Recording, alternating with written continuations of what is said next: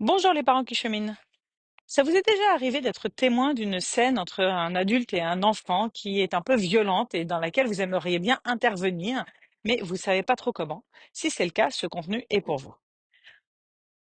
Souvent, quand on voit un adulte qui est en train d'agresser un enfant, physiquement ou plutôt verbalement, parce que physiquement, là, on est dans une vraie violence qu'il faut dénoncer, mais verbalement, souvent, on n'ose pas intervenir. Vous l'avez remarqué, ça? Et on n'ose pas intervenir parce qu'il y a cette idée reçue dans notre société que, bah, après tout, le parent fait ce qu'il veut, c'est son enfant, ça le concerne, ça nous concerne pas. Ça, c'est le premier volet qui fait qu'on n'intervient pas. Et le deuxième volet qui fait qu'on n'intervient pas, c'est une espèce de difficulté, de honte, de on va être mal reçu, de si on intervient, de toute façon, l'adulte va nous dire, bah, mêle-toi de ce qui te regarde, ça m'est déjà arrivé d'ailleurs, etc. Et je comprends très bien ça, évidemment. J'ai déjà fait face à ces situations et également à ces questionnements. Cependant, plus les années passent et plus je me dis qu'il est un peu de notre responsabilité d'intervenir dans ces cas-là, pour plusieurs raisons. La première, c'est que s'il y a vraiment violence, même si elle n'est que verbale, entre guillemets, j'ai dit entre guillemets le que et pas le verbal, euh, même si elle n'est que verbale, s'il y a violence, on devrait intervenir, ou alors, si on n'intervient pas, c'est comme si c'était une façon pour nous de cautionner cette violence. Je m'explique, c'est-à-dire que si on se met à la place de l'enfant qui se fait complètement crier dessus par un adulte, si aucun des adultes autour ne dit rien, bah, il va évidemment, naturellement, en déduire que c'est normal ce qui lui arrive. C'est normal que l'adulte devant lui réagisse comme ça. C'est normal qu'on s'adresse aux autres comme ça et qu'il n'y a rien à dire dans ces cas-là. Et ça, c'est pas le message que j'aimerais que les enfants de notre société reçoivent. C'est pas le message que j'aimerais que notre société entière reçoive. Donc, on est là à pas oser rien, dire quoi que ce soit et en même temps, en ne disant rien, on est complice en fait de cette situation qu'il y a dans notre société. Alors là, vous voyez au passage qu'on pourrait faire un vrai lien direct avec la question du harcèlement scolaire, dont je parle de plus en plus, puisque vous le savez, je suis aussi l'organisatrice du sommet du harcèlement scolaire. Mais là, réellement, on voit que c'est pareil, hein. Est-ce que je dis rien parce que ça me regarde pas, parce que je suis pas concernée, ou est-ce que je suis acteur d'une société qui change en décidant d'intervenir? D'ailleurs, dans un des dessins de Fanny Vella, on voit une situation où c'est un homme qui est ultra agressif envers sa femme et où, de la même façon, il y a des gens qui veulent intervenir et d'autres qui disent non mais laisse-les tranquilles, tu sais pas, ça nous regarde pas, tu sais pas ce qui s'est passé, tu sais pas ce qu'elle a fait, peut-être qu'elle mérite ça, entre guillemets. Et ce qui pourrait être certaines réactions de certains d'entre nous en voyant un parent en train de crier sur son enfant. Et moi, plus ça va et plus j'aspire, comme je viens de vous l'expliquer, à une société dans laquelle tous ensemble on dit bah non, en fait, pas comme ça. Et alors qu'on soit clair, je comprends très bien que si un parent, dans la majorité des cas, pas toujours, il y a des cas de parents violents, point.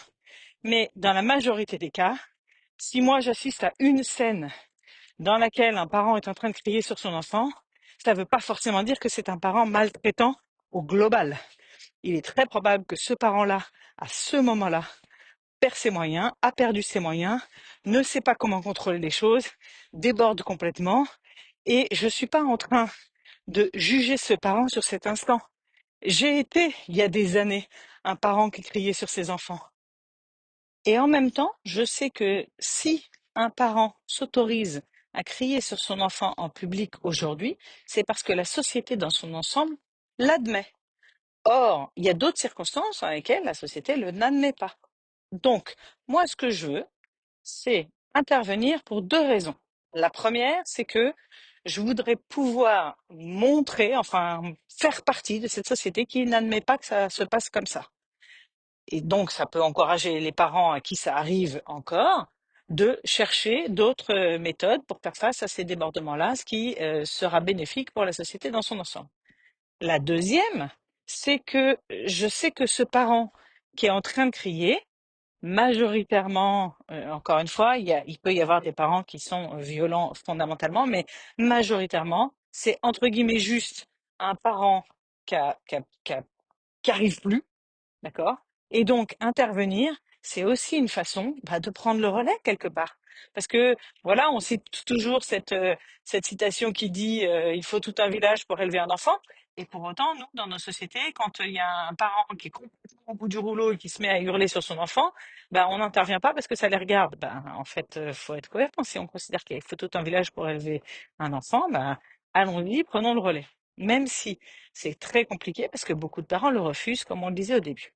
Donc, bref, je suis donc à ce moment-là chez moi, enfin chez mes parents, à la maison de vacances de mes parents, au bord de la mer. Et par le balcon, j'entends une petite fille qui est sortie de la plage, là, sur la petite rue en dehors de la plage, qui sort de la plage, euh, qui crie, qui pleure, qui hurle. Et effectivement, la petite fille hurle, hurle, hurle, hurle. C'est vraiment, ça dure un bon moment.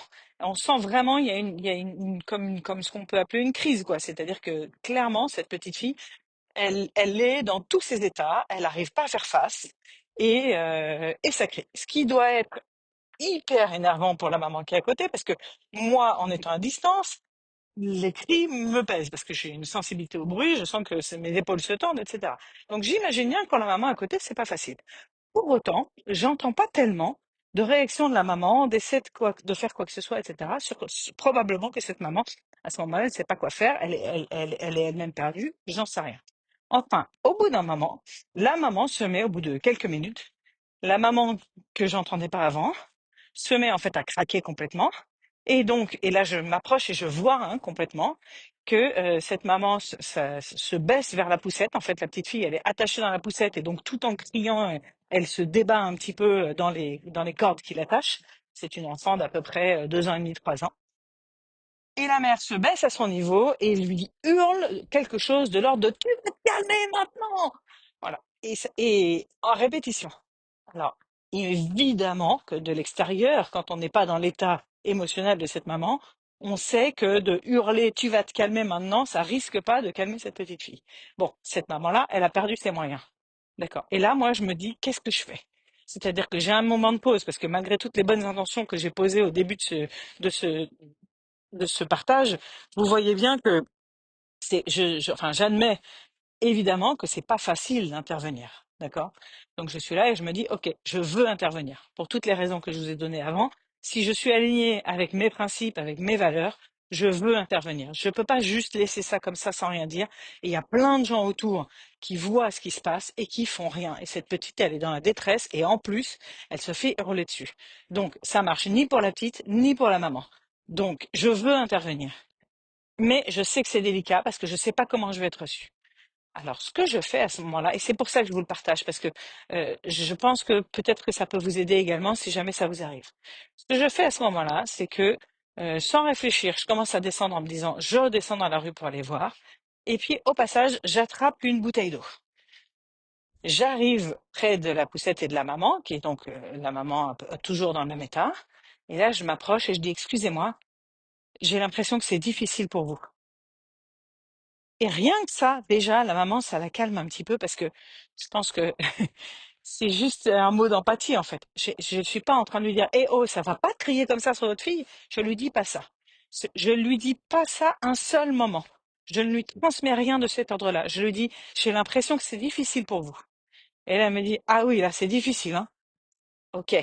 Et du coup, je me baisse auprès de la petite fille et je lui dis, ouh là là, avec une main sur le genou, et je lui parle tout doucement, je lui dis, oh là là, c'est dur, hein. Ouh. Ah oui, je vois, dis donc, qu'est-ce que ça doit être difficile pour toi là, que tu cries comme ça, c'est parce que il y a quelque chose qui va pas.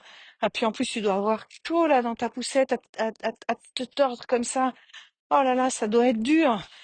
Ouf. Attends, viens, on va respirer. T'es chaud comme ça, est-ce que tu aurais envie de boire un petit peu? Et je lui tends ma bouteille d'eau. Elle me fait oui. Hop. Et donc, je lui donne un petit peu d'eau. Ça la calme, elle descend. Mais déjà très vite, elle s'était arrêtée de hurler, hein, la petite. Ça la calme. Alors, elle est encore un petit peu en train de pleurer, mais je suis auprès d'elle.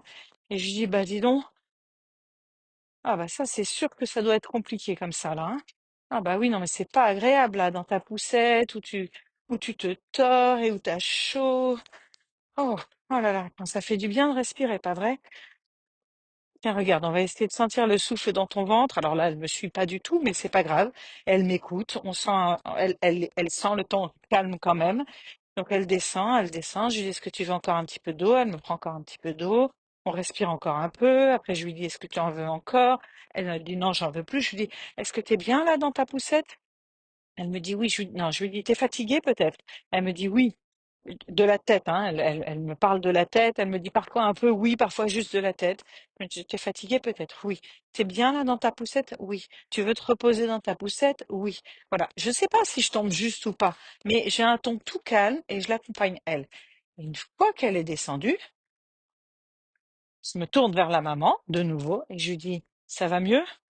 Et la maman, est un peu fermée. Honnêtement, elle m'accueille moyennement, la maman. Elle me dit pas: «Ah bah merci beaucoup» ou quoi, comme ça aurait pu être le cas, mais elle me dit pas non plus, et c'est ça que je craignais moi, elle me dit pas non plus: «Non mais qu'est-ce que vous faites quoi? Mêlez-vous de vos affaires». Je pense que quelque part, elle est quand même bien contente d'entendre sa fille qui crie plus.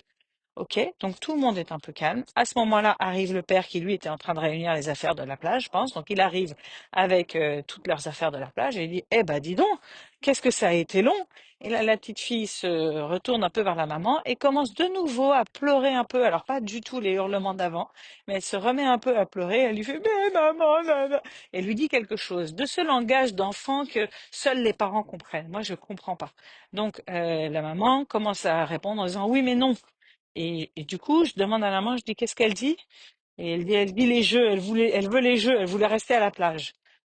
Ah, et donc je me rebaisse vers la petite fille et je lui dis, ah, c'est ça. Ah oui, parce qu'avant ça, je vous l'ai pas dit, mais une fois qu'elle s'était calmée, la petite fille, je lui dis, est-ce que tu veux nous dire ce qui te posait problème? Et elle n'a pas répondu. On parle bien d'une petite fille qui doit avoir à peu près 3 ans tout juste, hein. Donc, il n'y a pas beaucoup de langage, il y a pas de, donc j'avais eu juste des petits oui. Donc, elle m'a pas dit qu'elle était sans problème. Donc, j'avais pas su avant. Donc, au moment où elle en reparle à sa maman, là, à ce moment-là, et que la maman m'explique qu'elle voulait rester à la plage avec ses jeux, je me rabaisse et je dis, ah bah oui, tu voulais rester à la plage, je comprends, parce que c'est chouette de jouer à la plage. Si tu restais à la plage, avec quel jeu tu jouerais? Elle ne me répond pas, encore une fois. Elle me regarde, elle est toute calme, mais elle ne me répond pas. Je lui dis, peut-être que tu jouerais avec le seau? Là, elle me dit oui. Je dis, bah oui, tu jouerais avec le seau, je comprends. Peut-être que c'est ce que tu feras demain. Alors, je lève les yeux, je regarde le papa, la maman, et je lui dis, vous retournez à la plage demain? Ils me disent oui. Je dis, ok. Donc, c'est peut-être ce que tu feras demain? De jouer avec le seau? Ah, elle me dit oui. Je lui dis, qu'est-ce que tu feras d'autre? Tu joueras aussi avec la pelle? Elle me dit oui. Je dis, ah bah super, avec la pelle et le seau. Qu'est-ce que tu feras avec la pelle et le seau? Elle ne me répond pas, parce qu'encore une fois, bon, elle me connaît pas, elle n'a pas beaucoup de vocabulaire, je sais pas. Elle est peut-être un peu intimidée, elle est peut-être fatiguée, donc elle ne me répond pas.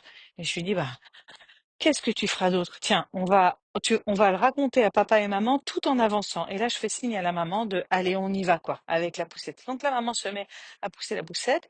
J'avance avec eux et je dis, et donc, avec le seau et la pelle, peut-être tu pourras faire des pâtés? Tu pourras faire des pâtés? Et là, elle dit oui. Ok. Bon, ben ça, c'est chouette parce que faire des pâtés, c'est hyper sympa avec le seau et la pelle. Très bien. Et donc, tu pourras aussi faire d'autres jeux à la plage. C'est sympa de penser à ça. Et en même temps, on avance. Et au bout de, je sais pas, à peu près 50 mètres, je dis, bon, j'ai l'impression que ça va mieux. Eh ben, je vous souhaite une bonne journée. Et je me suis éloignée et les parents ont continué leur chemin avec la petite fille qui était toute calmée. Et voilà, et moi j'étais très contente. J'étais très contente parce que j'étais contente d'abord d'être intervenue parce que parfois, on le sait bien, hein, on a tous ces difficultés que entre nos principes et la réalité, ben, on fait ce qu'on peut et on fait pas toujours, on n'a pas toujours les comportements qui correspondent à nos principes. Donc, moi j'avais envie d'intervenir et je l'ai pas toujours fait dans ma vie. Donc là, je suis très contente d'être intervenue.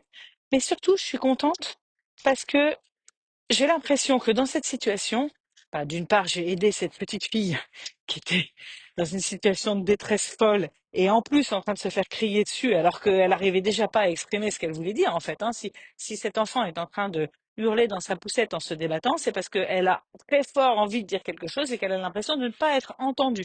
Vous voyez que c'est pas magique ce que j'ai fait, hein. Je me suis contentée de l'écouter. C'est-à-dire, et encore quand je dis de l'écouter, elle a rien dit, hein, mais de me mettre à la hauteur de ce qu'elle vivait elle. C'est-à-dire, j'étais pas dans l'explication de lui dire, ah bah oui, mais il y a plus le temps pour la plage, tu verras, on retournera demain. Même si j'ai dit demain, c'est ce que tu feras, la hauteur où je me suis mise, c'est, ah bah oui, c'était chouette. Je comprends que ce soit. D'abord, j'ai commencé par lui dire, c'est difficile, et c'est tout. Et ensuite, je lui ai dit, ah bah oui, je comprends parce que c'est chouette de jouer sur la plage. Et donc, qu'est-ce que tu peux faire sur la plage? Je suis pas en train de lui dire, bah oui, mais regarde, t'as déjà joué pendant 2 heures, maintenant c'est l'heure. Je suis pas dans les explications, je suis dans la réception de ce qu'elle est en train de vivre. Donc, je suis très contente d'avoir pu accompagner cette petite fille dans cette difficulté-là. Je suis contente d'avoir pu offrir un moment de répit à cette maman qui était en train de déborder complètement. Donc, quelle que soit la façon dont va se passer la suite, parce que peut-être il y aura de nouveau des difficultés après, mais il y a toutes les chances que ce soit beaucoup moins haut au niveau énergie et donc que ce soit un peu plus facile. Et au passage, j'ai le sentiment, à tort ou à raison, d'avoir donné comme un peu un modèle à cette maman de comment on peut faire redescendre les choses autrement, plutôt en se mettant au diapason de ce que vit la petite fille.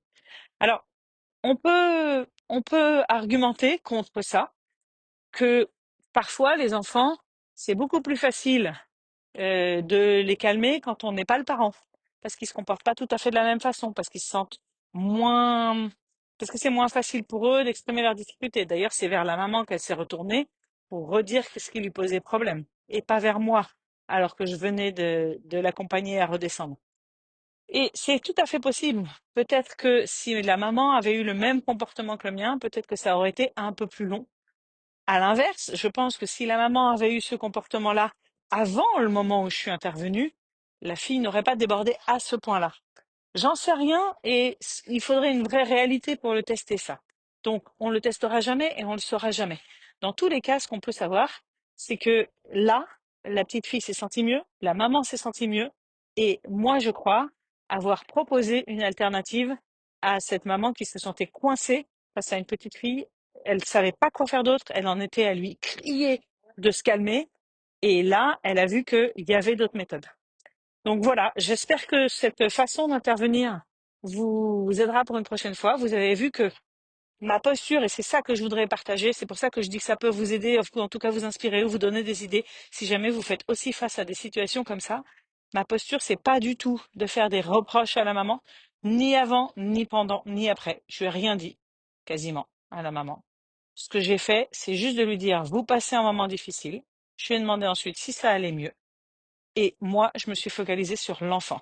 Et je crois que c'est une façon beaucoup plus facile d'intervenir et qui rend les choses plus aisées pour quand on n'ose pas justement et qu'on a peur d'être mal reçu. Eh bien, au moins là, il n'y a pas vraiment une question d'être reçu ou mal reçu parce que je fais pas de commentaires sur ce qu'a fait la maman. Voilà. Curieuse de savoir ce que vous pensez de tout ça et si ça vous est déjà arrivé d'intervenir, dites-le nous en commentaire. D'autre part, si vous pensez que cette histoire peut aider d'autres parents, n'hésitez pas à la partager et puis surtout, abonnez-vous pour ne pas rater les prochains épisodes.